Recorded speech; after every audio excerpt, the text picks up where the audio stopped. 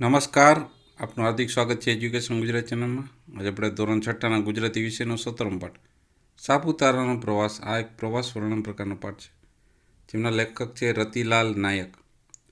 આ પાઠનું સ્વાધ્યાયપોથીનું સંપૂર્ણ solution video માધ્યમ શીખવાનું છે. ચેનલ પર નવા આવે ચેનલ સબસ્ક્રાઈબ કરી લો, વિડીયોમાં લાઈક શેર કરી દો. પહેલો પ્રશ્ન: નીચેના દરેક પ્રશ્નના ઉત્તર માટે આપેલા વિકલ્પમાંથી સાચો વિકલ્પ શોધીને તેનો ક્રમ અક્ષર પ્રશ્ન સામે પહેલાં બોક્સમાં લખવાનું છે. પહેલો પ્રશ્ન: સાપુતારાનો પ્રવાસ કયા શહેરથી યોજાયો હતો? તો યોજાયો હતો સુરત શહેરથી. બીજો પ્રશ્ન: ડાંગ જિલ્લામાં શાની વસ્તુઓ બનાવવાનો હસ્ત ઉદ્યોગ ખીલ્યો છે? તો છે વાંસની. ત્રીજો પ્રશ્ન: વઘઈની પ્રજા સ્વભાવ કેવી છે? તો છે માયાળુ.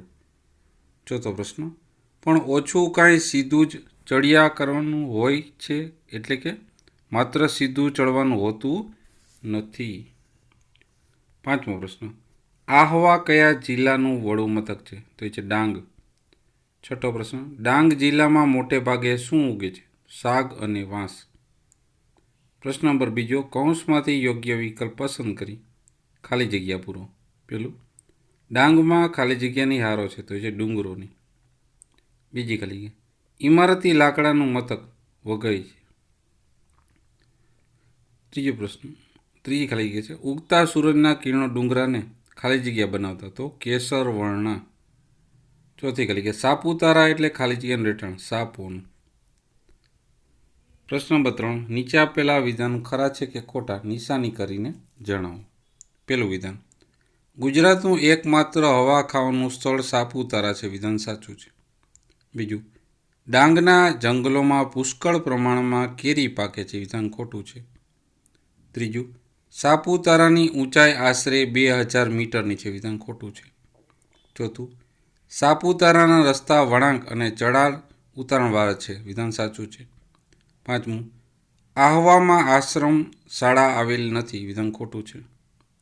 છઠ્ઠું: સાપુતારા જ્યાં જતા જે રસ્તા છે, બંને બાજુ સાગના ઝાડ અને વાંસ દેખાય છે. વિધાન સાચું છે.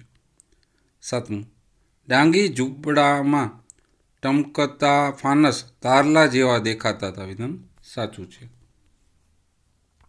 પ્રશ્ન નંબર 4: નીચે આપેલા વાક્યના ઘટનાક્રમમાં ગોઠવો. તો અહીંયા ઘટનાક્રમમાં આપેલા છે, એ તમે નોંધ કરી લેજો. પ્રશ્ન નંબર 5: નીચેના પ્રશ્નોના એક એક વાક્યમાં ઉત્તર લખો. પહેલો પ્રશ્ન: સાપુતારાના પ્રવાસ ક્યારે ગોઠવાયો હતો? તેનો જવાબ છે સાપુતારાનો પ્રવાસ દિવાળીની રજાઓમાં ગોઠવાયો હતો. બીજો પ્રશ્ન: પ્રવાસીઓ પ્રથમ કયા ગામની મુલાકાતે ગયા? તેનો જવાબ છે પ્રવાસીઓ સૌ પ્રથમ વઘઈ જે ગામ છે એની મુલાકાતે ગયા. ત્રીજો પ્રશ્ન: વઘઈના આદિવાસીઓ કયા નામથી ઓળખાય છે? તો વઘઈના આદિવાસીઓ ડાંગી નામે ઓળખાય છે. ચોથો પ્રશ્ન: વઘઈ અને સાપુતારા કયા જિલ્લામાં આવેલ છે?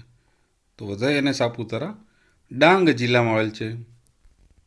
પ્રશ્ન નંબર 5: સાપુતારાના રસ્તાઓ મુશ્કેલ શા માટે લાગે છે? તેનો જવાબ છે સાપુતારાના રસ્તાઓ ઢાળવાળા, વળાંકવાળા અને ચઢાણવાળા હોવાથી મુશ્કેલ લાગે છે.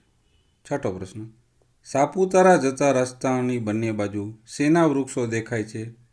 તો સાપુતારા જતા રસ્તાની બંને બાજુ સાગ અને વાંસ દેખાય છે.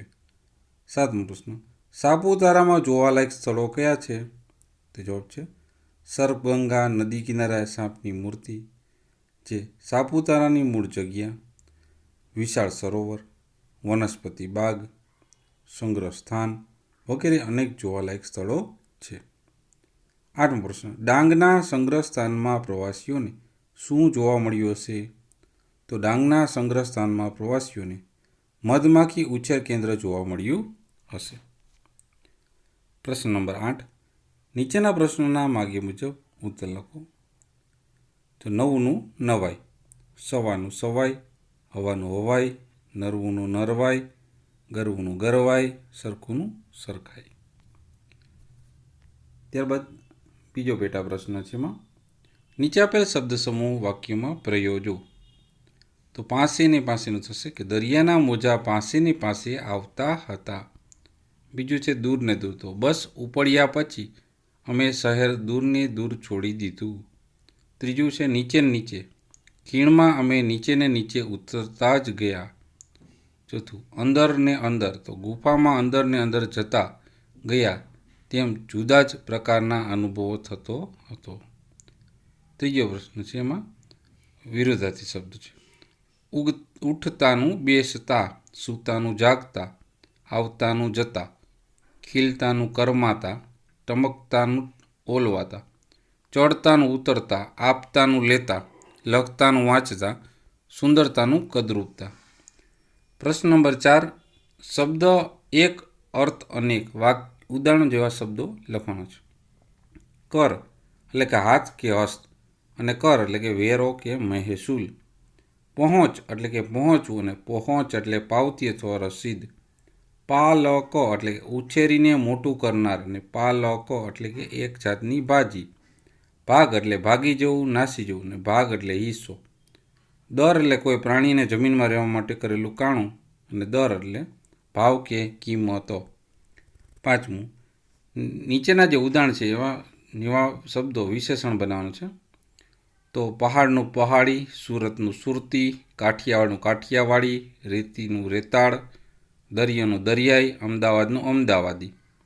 પ્રશ્ન નંબર 9, નીચેના શબ્દોના સમાનાર્થી શબ્દ લખો. તો પ્રવાસનું પર્યટન અથવા તો યાત્રા, પરોઢ એટલે સવાર અથવા પ્રભાત, જંગલ એટલે અરણ્ય અથવા વન, પુષ્કળ એટલે ઘણું અથવા અતિશય, ઝાડ એટલે વૃક્ષ અથવા તરુ, શરીર એટલે કાયા અથવા તન, સૂરજ એટલે સૂર્ય અથવા ભાસ્કર, કિરણ એટલે રશ્મિ અથવા હંસુ, બાગ એટલે ઉપવન અથવા બગીચો, વડું એટલે મોટું અથવા મુખ્ય.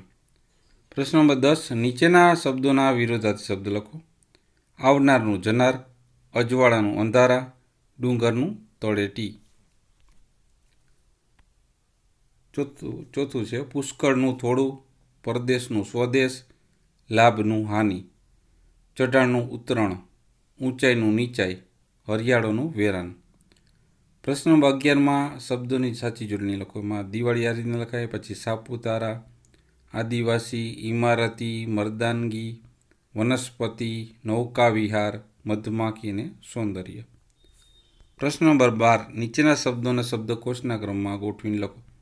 તો પહેલામાં સૌથી પહેલાં આવશે જંગલ, પછી ડાંગ, પુષ્કળ, પ્રવાસ, લાટી અને સાપ. બીજામાં આવશે કથિર, ખીણ, ઘરેણાં, હોળી, માયાળુ અને સ્ત્રી. પ્રશ્ન નંબર 13, શબ્દ સમૂહ માટે એક શબ્દ લખો.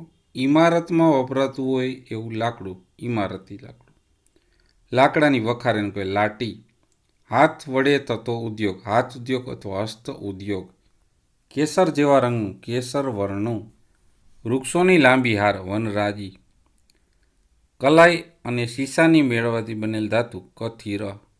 ભોજન કરવા માટે બાંધેલો ઓરડો કે મકાન, ભોજન ગૃહ.